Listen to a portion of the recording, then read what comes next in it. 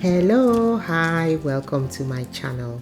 In today's video I'll be sharing with you how to make roast turkey, and this is whole roast turkey.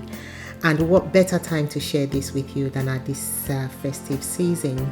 And I know that some people don't like making whole roast turkey because they say it can be quite dry, it's not tasty, and is a big bird. Yes, turkey is a very big bird, it's very meaty. And what I will share with you in this video is the steps I take to make a juicy, tasty roast turkey that can be enjoyed by the whole family. So I'll be listing the ingredients in the description box. So I've got sausage meat, I've got breadcrumbs with herbs, I've got melted butter, and I'll be using fresh sage. So I started off by brining the turkey. So this turkey has been soaked in the brining liquid. So the brining liquid have been seasoned with a lot of ingredients. I'll be listing them. The idea is to allow the turkey to absorb the flavored liquid that will make it juicy and tasty when roasted. So these are some of the peppercorns in the liquid. So in the bowl here I've got the sausage meat, and I'm adding the chopped fresh sage. I'm also adding the chopped onions, which I have blanched just to reduce the rawness of the onions. And I've got salt, I've got chicken bouillon, and I've got egg as well. So we're making the stuffing for the turkey. I've added more sausage meat because I'm making a very big bird. The turkey is about 4.5 kg, so it's going to feed about 11 people. So I need more stuffing, which I have added. I'm adding the breadcrumbs. So I've got the breadcrumb with the herbs in there. So if you have any leftover herbs that you can use, just add it to your blend it with your breadcrumbs and make fresh breadcrumbs with herbs, and it's really good and goes with a lot of things. So I left the turkey to drip off the excess liquid and also dabbed it with the kitchen tissue.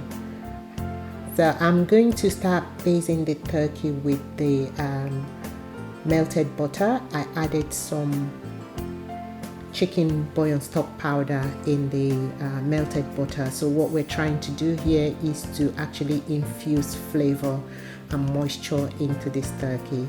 So I used it to baste the inside of the turkey and the neck area, the breast area. Any opening in the turkey will receive this butter mixture. And what butter does is that it really moistens the meat of the turkey. And I'm separating the skin and creating a space to actually add some of those butter mixture, and the stuffing will be going in to season the meat around the breast and the sides. So it's all about infusing flavor. And you can see I'm using the turkey baster to actually push this in.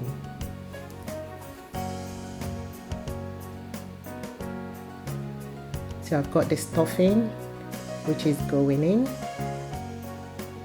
and pushing as much stuffing as you can. Like I said, this is a big bird and the hollow inside is quite big, so don't overstuff it because you don't want it to spill over. As you can see, I'm pushing some of the stuffing under the skin.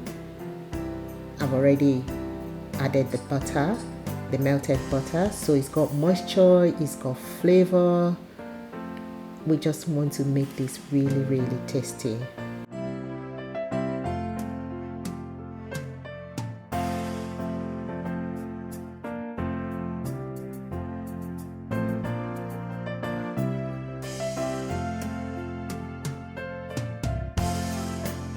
So I've got the butcher's string or butcher's twine, which I have soaked in water so it doesn't get burnt when the turkey is roasting in the oven.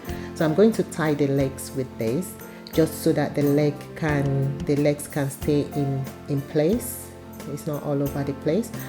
And I'll be removing the leg extension later because it won't serve much purpose. But for now, I'm leaving it in place. I'm also going to tuck in the tail with a cocktail stick. Again, I have soaked the cocktail stick in water so that it doesn't get burnt when roasting in the oven.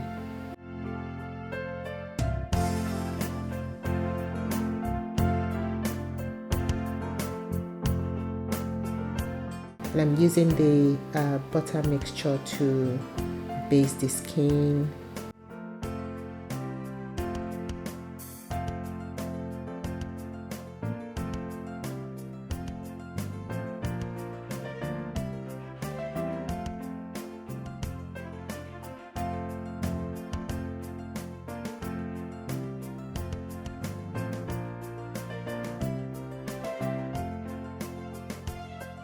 So I've cut the vegetables into large chunks. I've got celery, carrots, and onions. So I'm going to make a bed of vegetables in the baking dish, and the turkey is going to sit on top of these vegetables so that it doesn't have contact with the juice. And make sure the onions, you leave the stalk of the onions so it stays intact.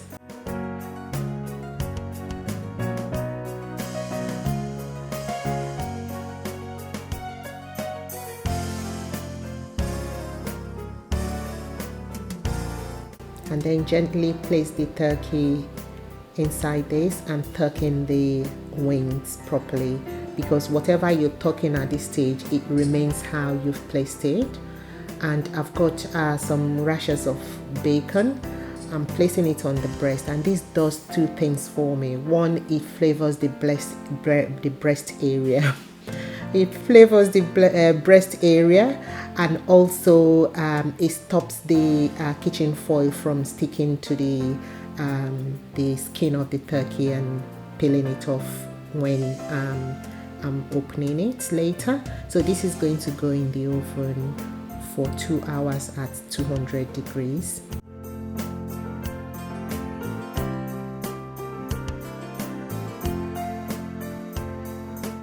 And after 2 hours, this is what it looks like. So I'm going to remove the bacon, gently remove this, and then I'm going to set this aside. I'll be using this in the gravy, and I'll be removing the excess juice from the turkey. Turkey really release a lot of juice. So I'm going to remove all this. It's not in contact with the turkey, but we don't need it because I'm saving this for the gravy. So the rest of the juice, I'm going to use it to baste the turkey. So we want this turkey to be juicy, to be flavorful. So this the juice of this turkey is packed full of flavor. So we're putting it back on the turkey to enhance the taste and the moisture. So the juiciness, yes, is going to be very juicy. We don't want it drying up in the oven because this is going to go back in the oven for 1.5 hours. So I'm placing the bacon into the juice just to soak up the flavor and soften it as well.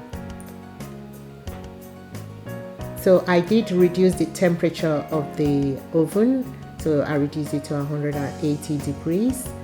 And after an hour and a half, this is what the turkey looks like. It's looking so gorgeous. This is beautiful. So I'm going to cut off the string because the legs are in place now. It's not going to open up anymore because the heat has actually set it in place. So So remove the string. And like I said, I removed the extended legs. I didn't need that. And this is some of the vegetables. I've actually removed some, but these are some of the vegetables. You see, it's soaked up quite a lot of the juice and it's packed full of flavor. I've also chopped up the bacon and the meat from the neck of the turkey. So I scraped off the meat from the neck of the turkey. So all these will be going into the gravy. So the juice, the vegetables, and the bacon and the meat, everything will be going to the into the gravy. So I've actually plated the turkey with all the trimmings around it, and I'm adding the pomegranate seeds over it. And I'll be putting the link for the turkey trimmings and the roast vegetables at the end of this video. And this is looking so gorgeous, and this will take a pride of place at your dinner table along with all my Nigerian dishes. So it's a mixture of Nigerian and Western dish for Christmas dinner. That's how we do it. So let me know what you have for your Christmas dinner in your home. So I've blended the gravy, and you can see how smooth it looks. This gravy is super tasty, guys. It's packed full of flavor. I hope you'll be able to try it. Never throw away your vegetables or anything you use to roast your turkey, the juice. And I hope you feel more confident to roast whole turkey after watching this video. I'll see you in my next video. Have a Merry Christmas. Bye.